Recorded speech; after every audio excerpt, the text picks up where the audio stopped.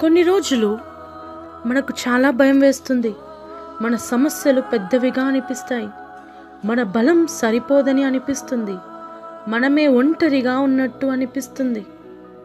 అలాంటి సమయంలో దేవుడు మెల్లగా చెప్తున్న మాట విను.